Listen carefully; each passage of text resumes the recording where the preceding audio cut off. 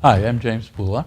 I'm the author of A History of the 11th Corps, Under the Crescent Moon, Volume 1, covering up through the Battle of Chancellorsville, Volume 2, from Gettysburg to the end of the war, and you're watching the author's voice.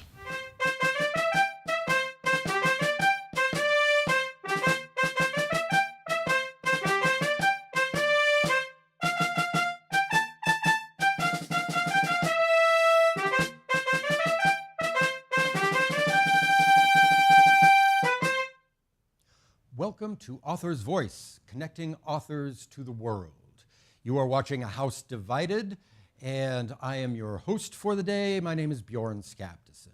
We come to you as we always do, all of you folks out there that love talking about Abraham Lincoln and Civil War books. We come to you from the broadcast studio of Abraham Lincoln Bookshop in Chicago.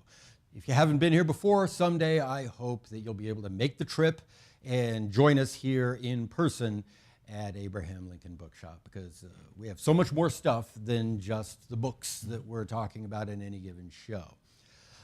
Today we are talking about Under the Crescent Moon with the 11th Corps in the Civil War. It's volume 2 of this project, From Gettysburg to Victory, 1863 to 1865. Comes to you from Savas Beatty Publishers. $34.95 is the price. And I'd like to welcome author James Pula back to our soundstage. Welcome back, James. Thank you very much, Bjorn. Good to be here. I'm going to take a minute and tell everybody about a little bit about your CV, just so that they know where you come from. James is professor of history at Purdue University Northwest. What city is that in? There's two campuses. One is Hammond, one is Westville. Hammond and Westville. So Purdue University Northwest in Northwest Indiana. And Jim is the editor-in-chief of Gettysburg magazine. So you spend a lot of time thinking about one of our major topics for today, Battle of Gettysburg. He's the author and the editor of at least 24 books, and they include For Liberty and Justice, a biography of Brigadier General Vladimir Krzyzewski. It's the best I can do as far as pronouncing that. The Siegel Regiment, a history of the 26th Wisconsin Infantry, 1862 to 1865. Jim's the winner of the Gambrinus Prize in History from the Milwaukee County Historical Society. So again, Jim, welcome back. Thank you. My pleasure. Author's Voice and Abraham Lincoln Bookshop. The first volume, we're not going to get too deep into it, but volume 1 is right here. It took the 11th Corps from its formation up through the Battle of Chancellorsville, right? Where I'm sure everything went just fine. Not exactly. but we already did a show on that, so we can talk about that. But this book, I love this book because it's part of a 2-volume series, but volume 2 just picks up with Gettysburg. No apologies. We want to talk about Gettysburg and the performance of the 11th Corps at Gettysburg, and everything it means, both in the battle and after the battle, is all laid out there. Thank you very much for doing that. Thank you. And tell us about starting the second volume, just diving right into this action. Well, the first volume ends on June 30th, with the troops arriving in the vicinity of Emmetsburg, near Gettysburg. So we start out with volume 2 with it. General Howard, commander of the 11th Corps, being awoken after he finally gets to sleep after being up all day, with orders. Then shortly thereafter, some other orders come from General Reynolds, or for General Reynolds. So he has to go off and see Reynolds to find out what the plan is for the morning. And things pretty much develop from there. The troops are roused and they begin their march. Probably a little bit over half of the second volume, several chapters deals with Gettysburg, the morning, the afternoon engagements, retreat, and then the second and third days. Mm-hmm. And I think that makes sense, in my opinion. I don't see why this would have to be a story that a person would need to engineer it to cover the same amount of stuff over the entire, because the period from the Battle of Chancellorsville through the end of the Battle of Gettysburg, at least in popular imagination, defines the 11th Corps. Yeah, pretty much. And after Gettysburg, they go west. They participate in the campaigns in Chattanooga, relieving the siege of Chattanooga and Knoxville. But then they're incorporated into the 20th Corps when the 11th and 12th are merged in the early spring before Sherman's campaign. So as the 11th Corps, they really only exist for somewhat less than 2 years. Mm-hmm. And I find that interesting, and we discussed the first time you were here what I think is the value of unit histories and why that is such a great window to look into the Civil War. And not surprisingly, you agreed with me. But just very quickly, put another cap on that. What does studying the stories of a particular unit tell you about the Civil War that another kind of story, a battle history, a campaign history, doesn't tell you? Well, I think it tells you about people and human nature. You get to kind of introduce yourself to individuals, people enlisted for a whole variety of different reasons. It wasn't all patriotism. Some were escaping failed love affairs. Some needed money. Newer immigrants didn't have a job, so they enlisted. There are a whole bunch of different reasons. So you get to read their letters and their diaries and see them as individuals and people and what they were thinking about, how they felt about things of the Emancipation Proclamation. What kind of letters were they writing home? What were they putting in their diaries about that? Which is a whole different level than if you're just writing a history of a battle where you're talking about 3 or 4 of the major generals and troops sweeping across the field. Well, if you read diaries and letters from the people who swept across that field, it's an entirely different experience. Yeah. So I think that's the value of it. You get the human feeling for what it was all like and what they were thinking.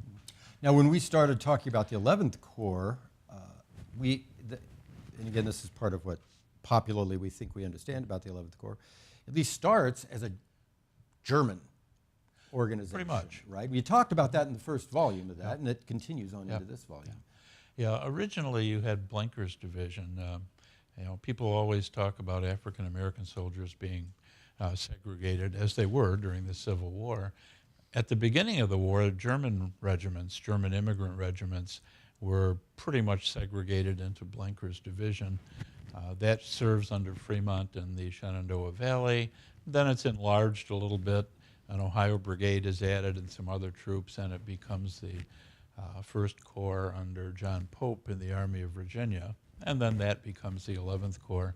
So originally, probably half or a little bit better of the troops were either German immigrants or people who were 2nd, 3rd generation German ancestry.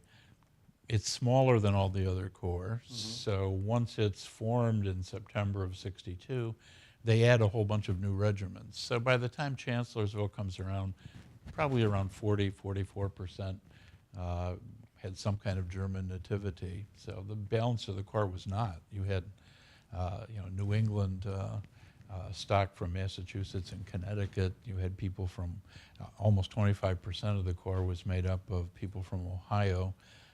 Only one of those regiments was mostly German. The rest were a mixture and predominantly not German. So by Chancellorsville, it's really a mixture of people.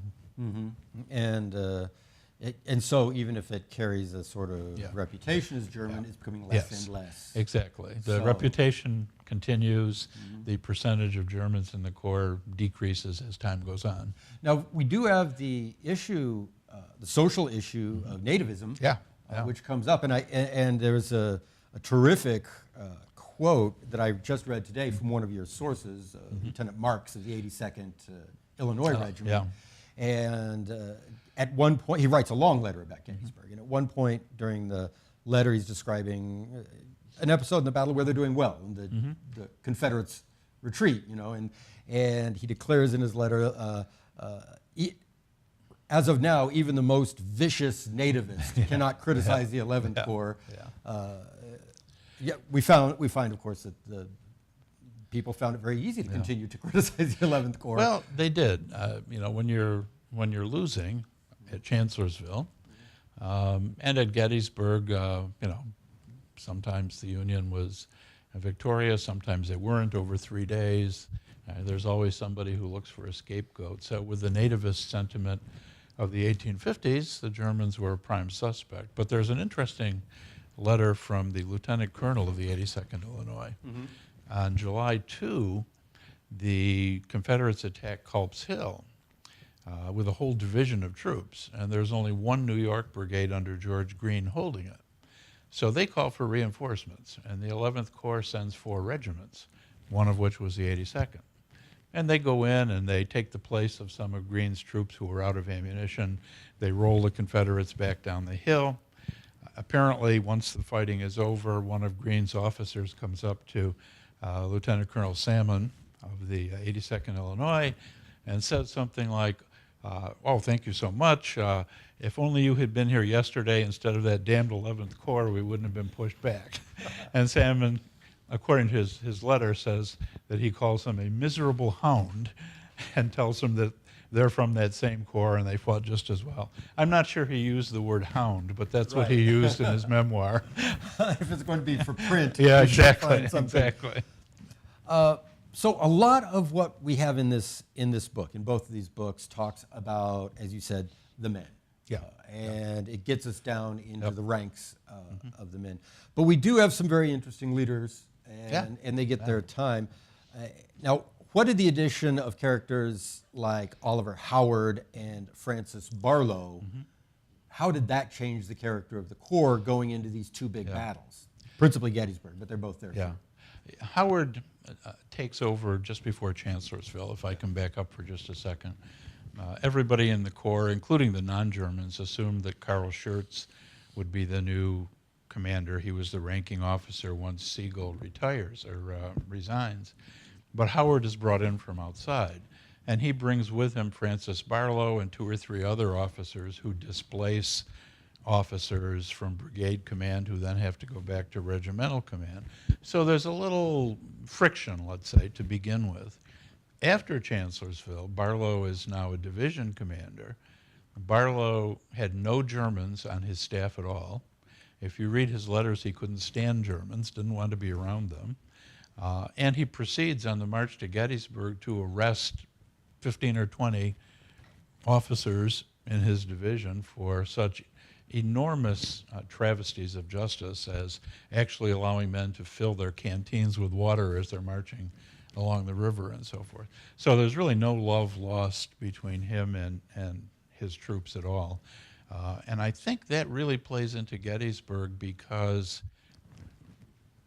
on the first day, when the 11th Corps arrives, Howard keeps 1 division in reserve on Cemetery Hill and sends 2 divisions north of town. With Howard commanding the field, Schurz is now in command of the 11th Corps.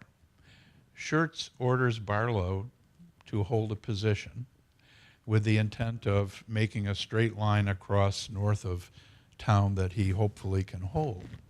Barlow instead disobeys orders, marches his troops several hundred yards out to a little tiny hill where he's got no one to guard either flank and is left there all by his lonesome when the Confederates attack. Kind of a smaller version of what Daniel Sickles did the next day.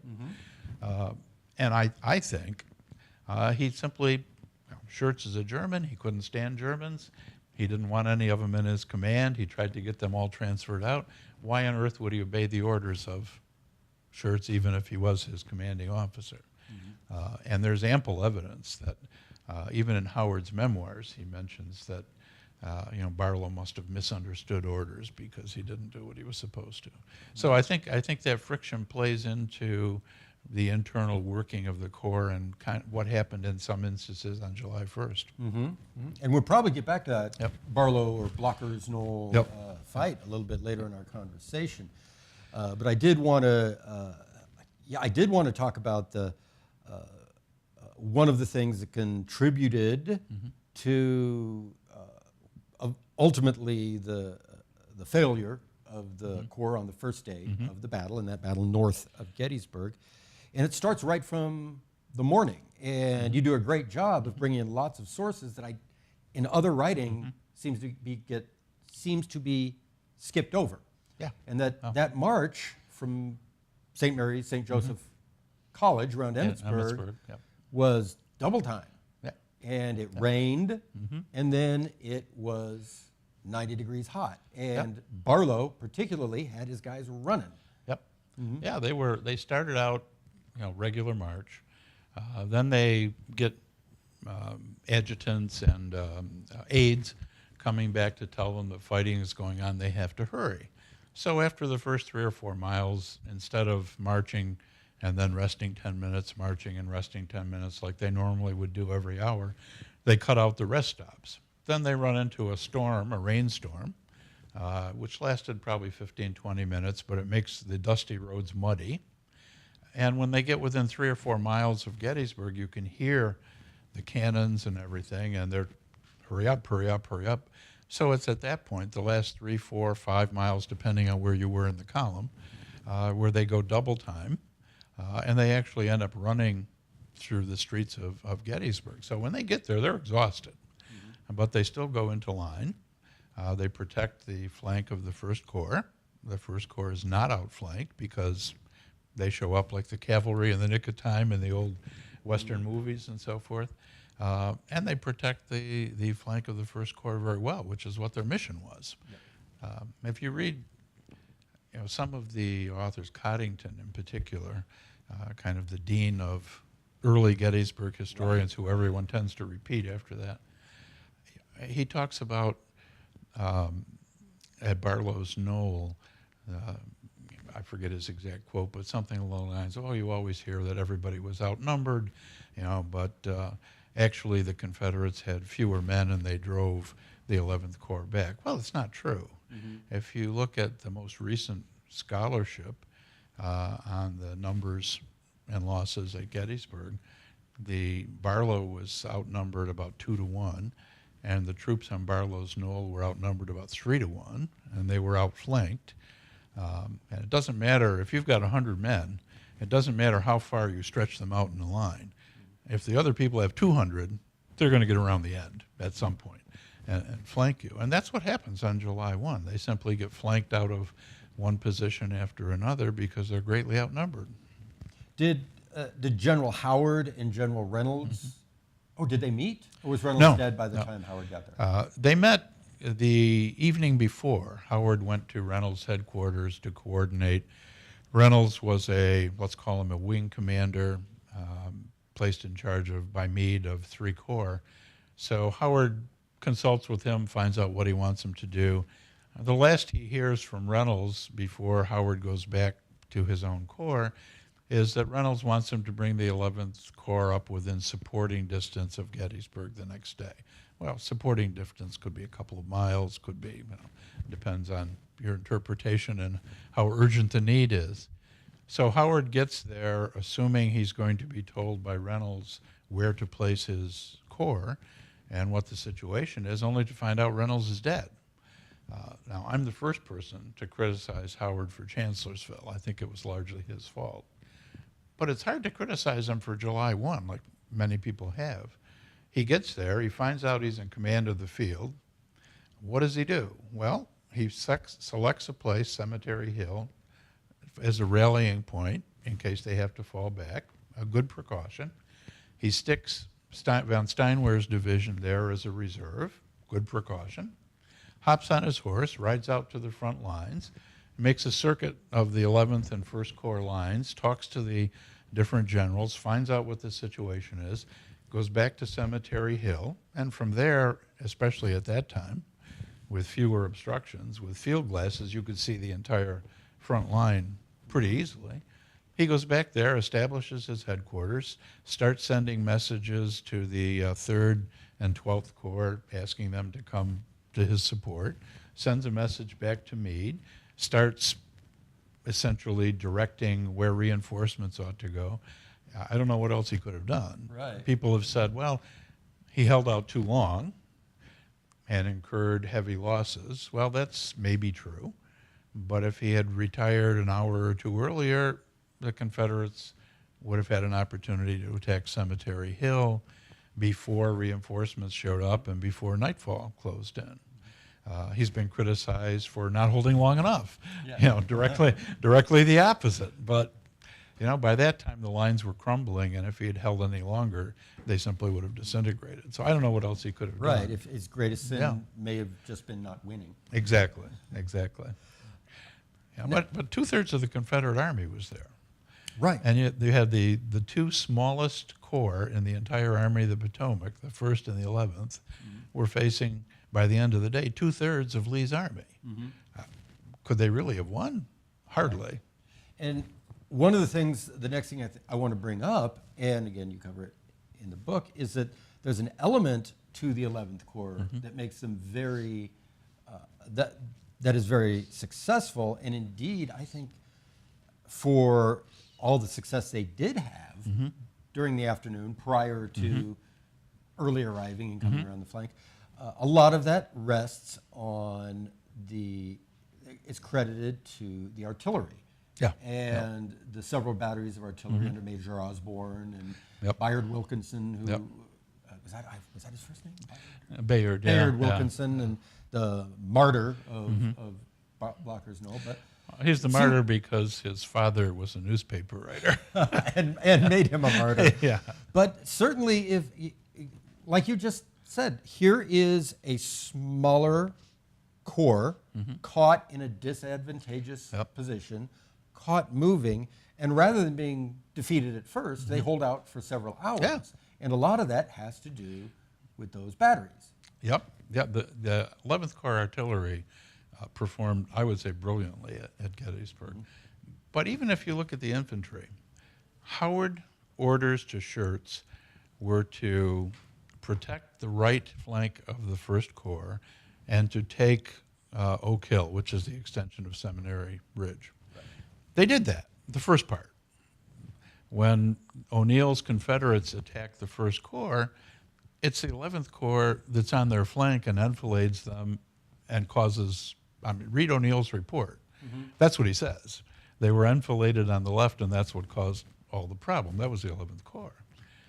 Then they get a message from Howard when they notice Confederates are coming from the north, not to continue on, but to watch their own flank. So they protect the 1st Corps flank. They're overwhelmed by 2 divisions of Confederates coming from the north. They hold Blocker's Knoll for a little while. They fall back to the almshouse and rally, and they hold out there until they're flanked. They fall back to the outskirts of town, and they held out there for a while. And then they rallied back on Cemetery Hill. I don't know what else. Right. One of my favorite, Coddington takes them to task because they had a high percentage of captured and missing. Okay. And his argument was that, well, they had a high percentage, that means a lot of them ran away. Well, captured and missing means exactly that. They were either captured or nobody knew what happened to them. They could be dead on the field, they could be captured, they could be wounded in a hospital, whatever.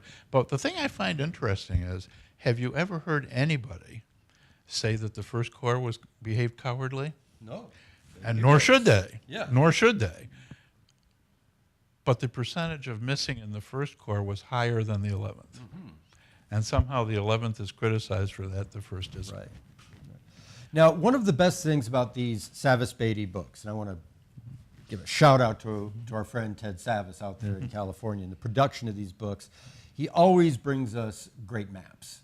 Yes. And he brings us a lot of maps. For instance, I think we made a copy of the Barlow's Knoll map, and in your case, this map tells the story of we have the folks at home can see it right now, tells the story of that collapse. There are those Confederates overwhelming that. How can you say that those Union troops are in a position to hold that position? If you look at a lot of these maps, these little black and white maps, first of all, you don't get the terrain and so forth. But you look at a black and white map, and they're always made so that every little regiment symbol is exactly as big as every other one, and they're always facing each other and so forth. But if you put them out where they actually were, by the descriptions of the officers and maps that were made at the time and so forth, you get an entirely different picture. Right. They're overlapping them, and as E.P. Alexander, the Confederate, said anybody who fought in that war knew that if you were flanked, that was it. It was over. Well, and that indeed takes us back to Cemetery Hill. And we're not going to, boy, I'd love to just talk through Gettysburg the whole time. We have an entire war to talk about. But so you're going to need to buy the book to find out about the fighting at the Almshouse and the fighting for Coaster Lane and all the people involved in that. And then finally that stand on Cemetery Hill. But then you bring in, I love that you bring this character in. There's this character that plays this an important role in the battlefield, in the battle, especially in burying the dead afterwards. And she's now immortalized in a bronze statue up there on top of, right by the gatehouse. You know, and that's Elizabeth Thorne. And there she is. With folks at home can see the bronze statue of her burying the dead. She was 9 months pregnant. Yeah, she was burying the dead, and she gave birth and then went back to work on burying the dead.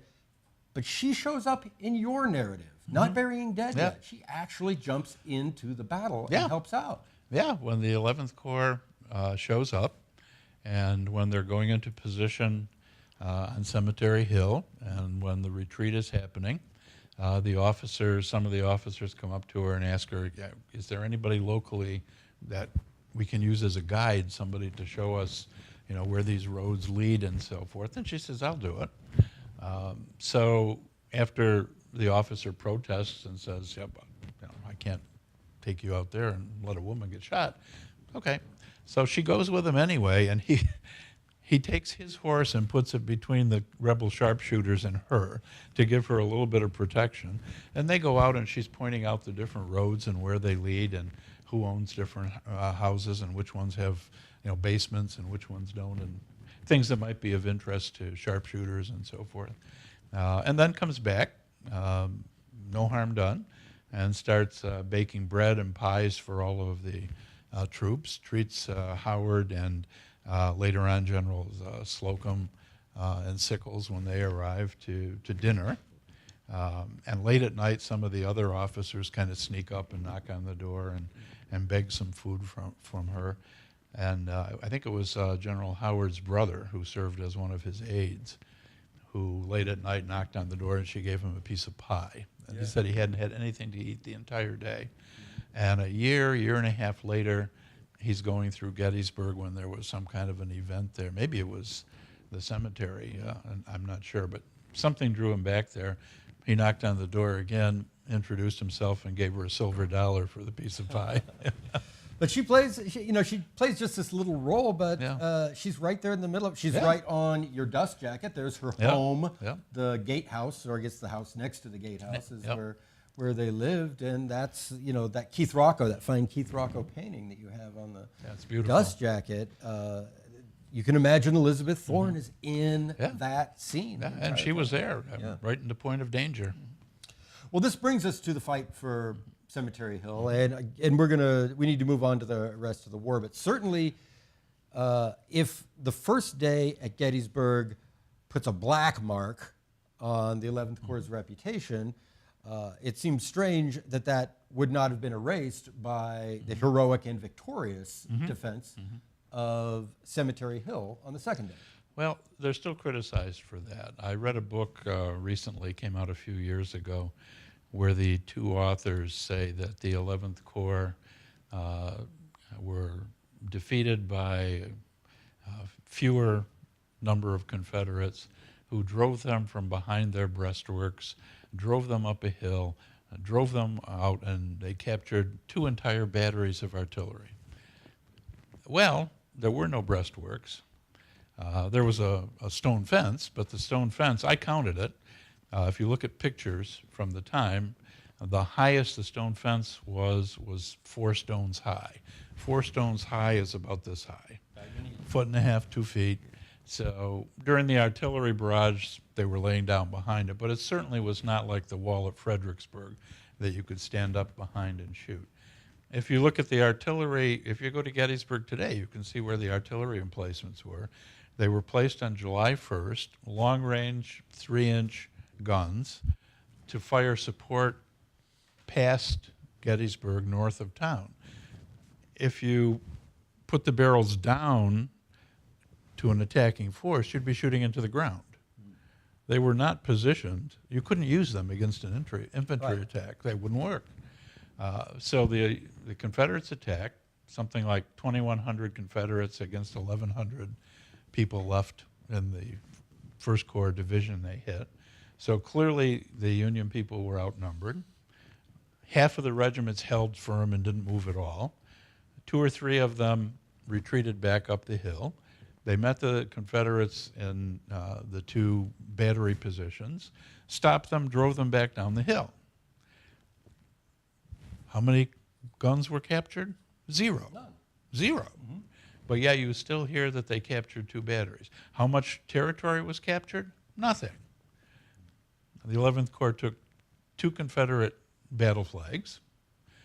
They should have had a 3rd, but apparently one of the North Carolina flag bearers, it was night, they were shot down, nobody noticed it. So when reinforcements came in later, one of the Indiana regiments noticed that something was laying out on the field and they picked it up. So they claimed credit for capturing it when really they had nothing to do with it. So, but still you get, the 11th Corps was defeated, they had to be rescued.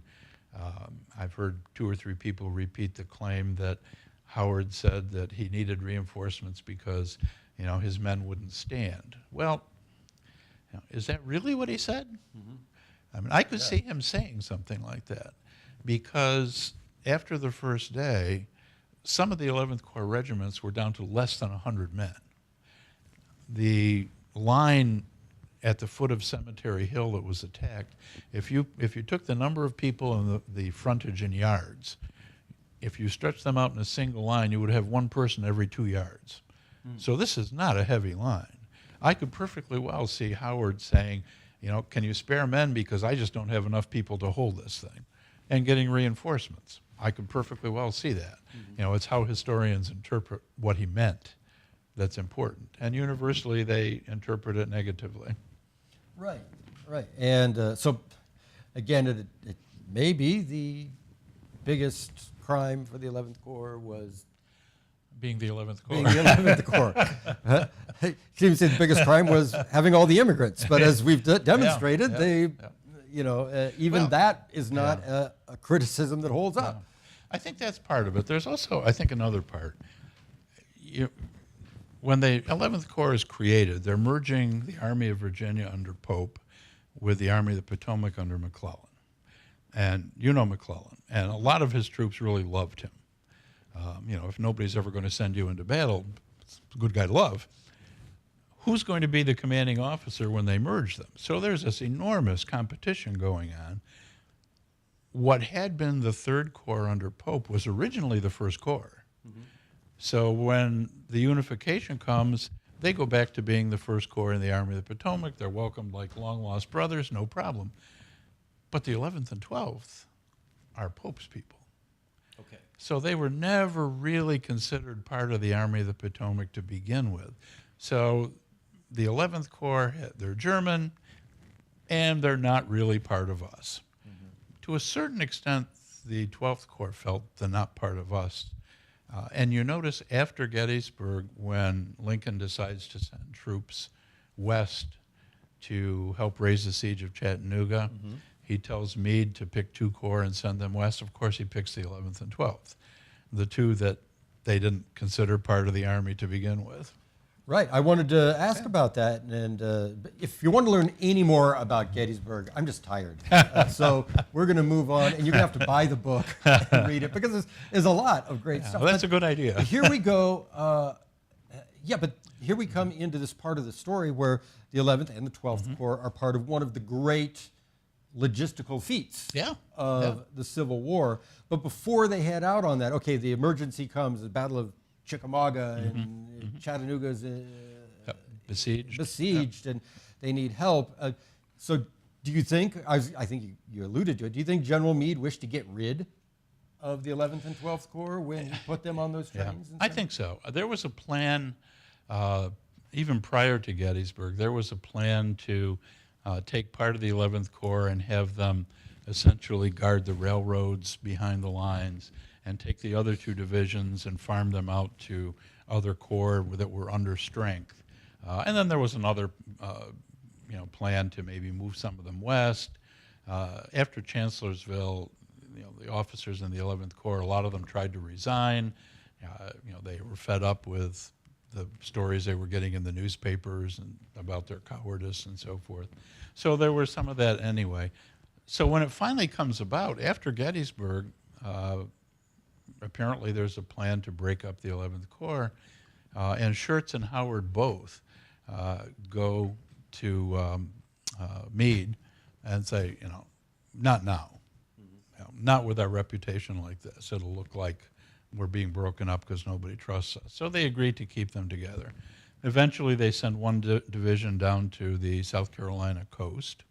The other two divisions are kept intact, and they are then sent with the 12th Corps out to relieve the siege of Chattanooga. And it's the 11th Corps and one division of the 12th that fights the Battle of Wauhatchie, which opens up the supply line into Chattanooga. It's General Hooker, who's taken off the shelf to command this motley group, who commands the assault on Lookout Mountain, that takes Lookout Mountain.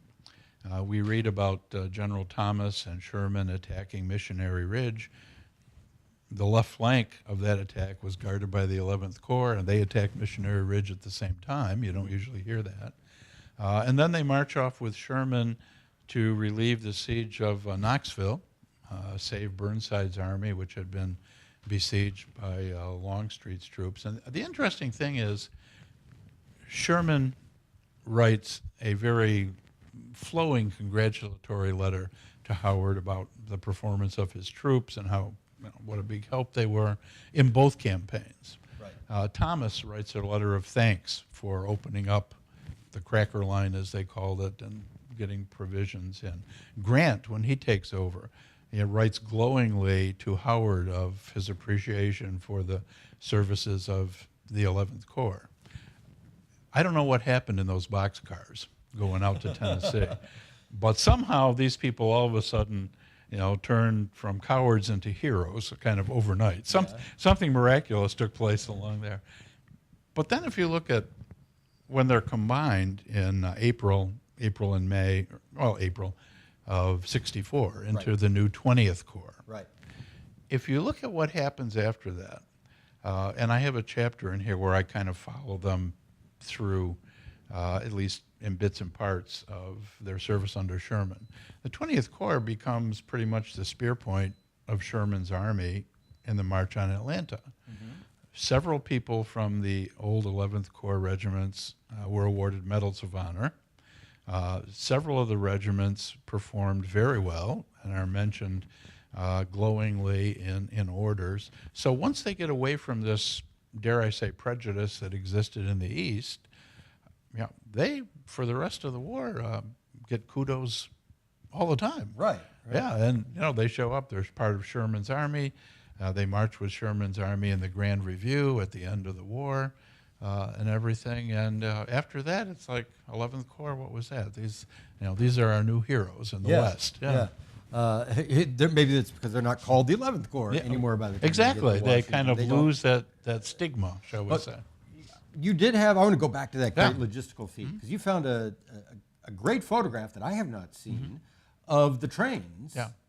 Where are they? Are they at Harper's Ferry? Harper's Ferry, yeah. And so they come in and they stopped. And is that the picture of the 11th Corps or 11th and 12th Corps? I'm not sure. Yeah. I'm not sure. It's a picture of a obviously very heavily loaded troop train going through Harper's Ferry on their way west.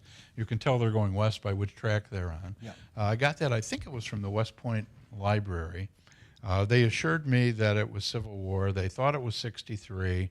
They weren't sure exactly when the picture was taken, but if it was late '63, it would have. That's who it would have been. Right. And I don't know of any other large movement of troops west in 1863 that would have taken up an entire train packed as that, obviously, obviously an was. exciting image. Troops were coming east to Right. reinforce the army, To not going reinforce west. It's an exciting image. It gives you that feel of the packed troop Yeah. trains. And Yeah. there goes the 11th Corps, and there goes the Yeah. 12th Corps out to Chattanooga. Yeah. And there's all kinds of letters and diaries from troops. They apparently were really impressed with the train ride, largely because they talked a lot about how they were stuffed into cattle cars and nobody had bothered to remove the remnants of their previous occupants. They didn't give them shovels or exactly. anything to clean out the car. Now, you did mention that their commanders in the West gave them plenty of kudos, but they also met some new comrades. Again, outsiders in a new army. What was the relationship between the 11th Corps and the Western troops? Did they bring some of that?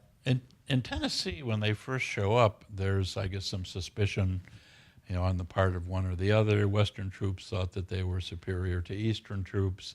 Eastern troops thought, well, you've never had to face Robert E. Lee either, so there's some kind of mutual suspicions. And in the letters and diaries I read, there's a few comments like that, about a rivalry or the fact that they don't like each other, but you don't see, like in the Army of the Potomac, you see some really nasty letters written by people outside of the 11th Corps about the 11th Corps. And I haven't seen any really nasty things like that Western troops wrote about the 11th Corps, and I haven't seen any 11th Corps letters. They may say, well, these Western troops have never really fought anybody significant or whatever, but no real personal kinds of attacks or anything. Anything that I think I've seen once you start looking at the Atlanta campaign, and they're under Hooker and they're the 20th Corps, you'll see a lot of the guys in the 20th Corps complaining that they're doing all the fighting. Yeah, These exactly. Western troops whenever it comes to actually fight, the Western troops march around. They're doing the flanking, But whenever it's time to fight, Sherman puts us in the fight. But they say that with pride. Yeah, that's right. That's right. They were really kind of the spear point of his army, and going up through the Carolinas too. They were the ones that, for the most part, took the inner track toward the mountains where most of the Confederates were, as opposed to the coastal track. Most of the Confederates, when they retreated back toward Raleigh, more inland than along the coast. So the same thing is true there. But it's interesting, the 11th and 12th Corps seem to get along fine. I mean, they were merged. There's a couple of letters like, oh, how sad this is, we're going to be, old comradeships are going to be torn asunder and so forth. But after that first couple of weeks and so forth, it's like business as usual, and they merge, and that's the end of that. Did they have any opinion about exchanging Hooker for Howard? The 11th Corps didn't like Howard. Right. They never liked Howard after Chancellorsville. So most of them, I think, were probably pretty happy, really, getting rid of him. Most of them didn't blame Hooker for Chancellorsville, at least in the 11th Corps. Okay. They blamed Howard rather than Hooker, because there was just, if you read Volume 1, there was ample warning going back to Howard's headquarters, and he just had it in his mind that the Confederates were retreating, and actually ordered his troops to cook dinner early because they'd have to get up early in the morning to pursue. So he was kind of out to lunch this whole time. So they blamed it on him and not on Hooker. But that brings them to the end of the war and into the memory of their service. There they are in the Grand Review, and then they go home.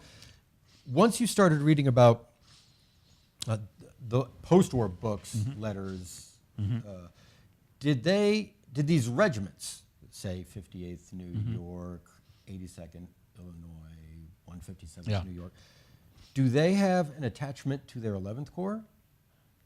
Or later does it seem like they're going, well, we're the regiment and we're from this town? Most of them most of them were from small towns or cities, communities within cities. So most of them go back to fairly established communities. Most of them have regimental associations where they have annual picnics and so forth. Most of them go to Gettysburg when their monuments are dedicated, and there's all kinds of pictures of old veterans with their beards and everything and so on that are really, really pretty poignant. But if you look at the National Archives has some of the minute books and so forth of the Society of the Army of the Potomac.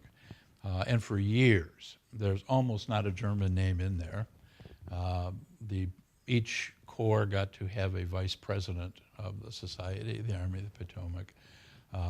And in a couple of instances, the vice president was somebody who had served in the 11th Corps for 3 or 4 months, and that was it, and had no real attachment. They had a hard time finding. It's not really until the 1880s that Howard gave a speech and said, look, it's time for us to take our place with the rest of the Army of the Potomac, and started encouraging them to get involved.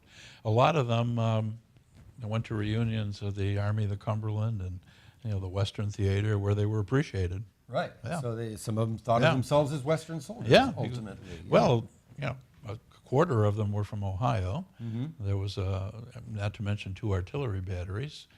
The 82nd Illinois we mentioned, 26 Wisconsin. So a third of them really were from the western states to begin with.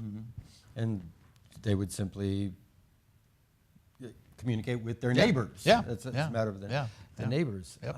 But what was the point I was making? Oh, we discussed this before we went on, and it's not necessarily a deep part of the book, but several of the regiments don't leave much evidence behind. Yeah. And you gave me something really interesting to think about before we started when you talk about this mode of immigration. Way sites, New York City.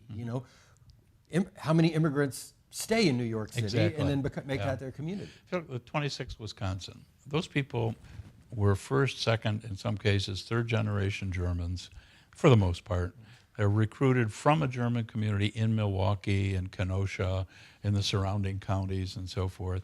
The war is over, they go back to that community. But if you look at some of the regiments that lack any substantial history or writings, 58th New York you mentioned, 68th, 54th, a lot of these were regiments, virtually all of those, raised in New York City, high percentage of recent immigrants.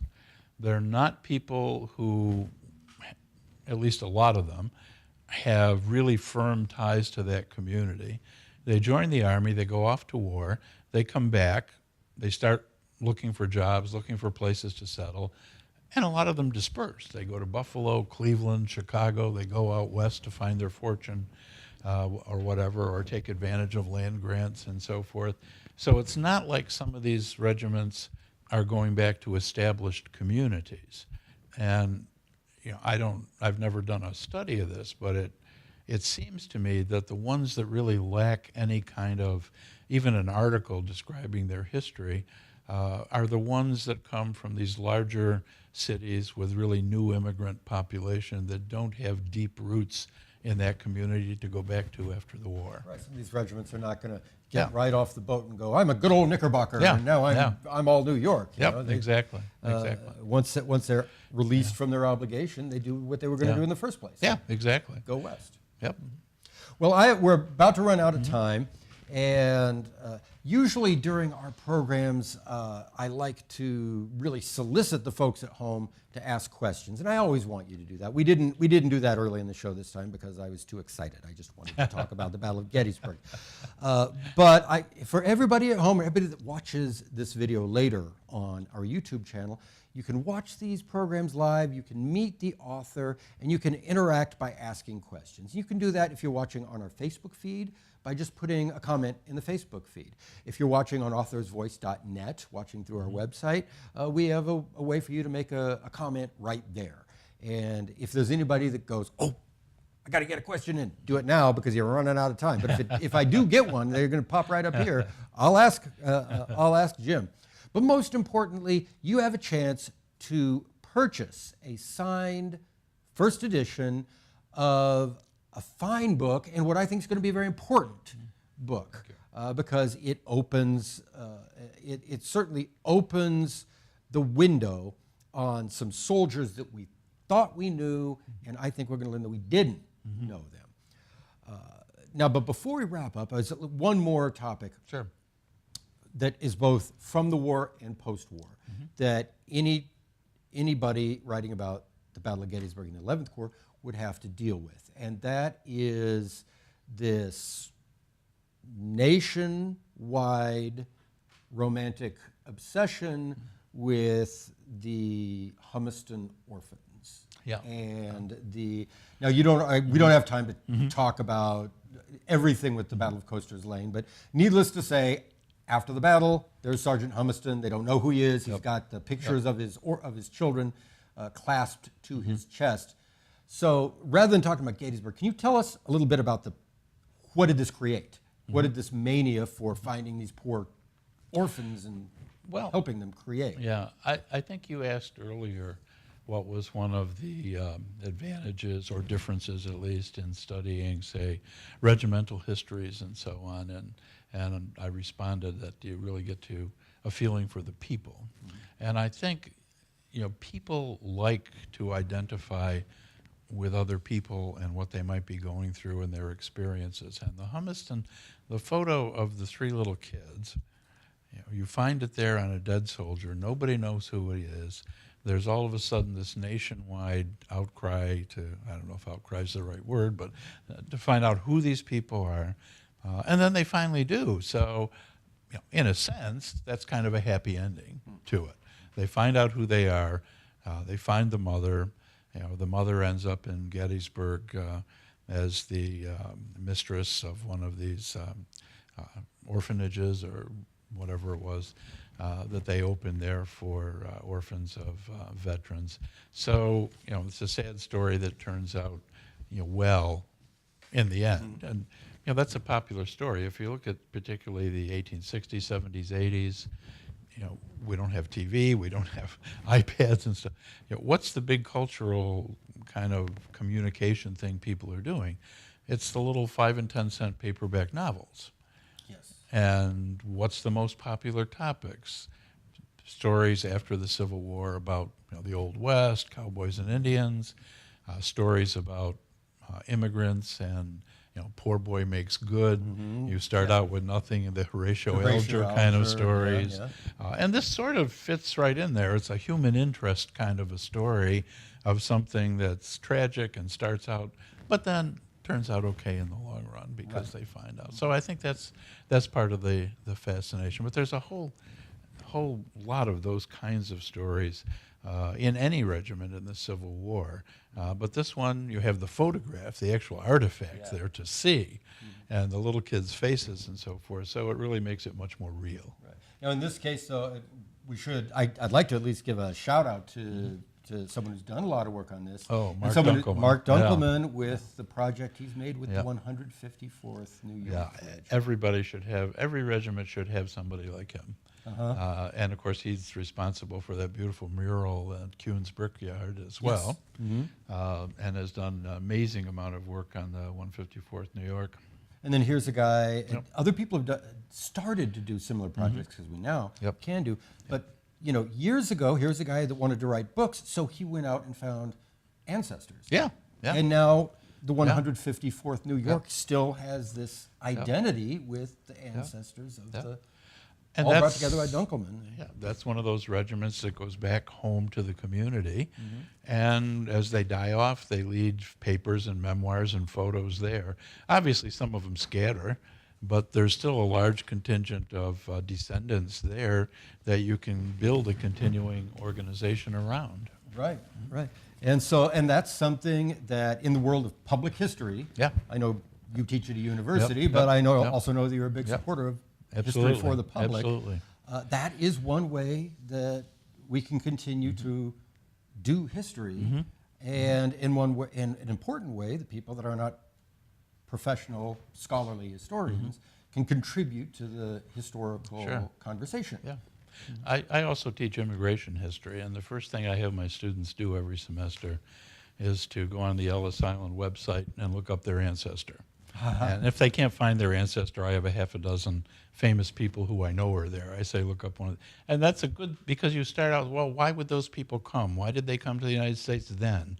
What made them leave? How did they decide to leave? Why did they decide to come here instead of Brazil or someplace else?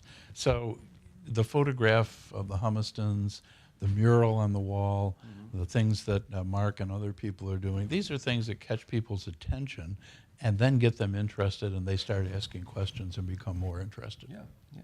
And then they're not just consumers of the history, they participate. Yes, exactly. Hey, we got a question. Yeah, sure. Thank you very much. They responded from the internet, and this is from our Author's Voice website, so thank you for watching through the website. Maurice Jeffries in Louisville, Kentucky. Okay.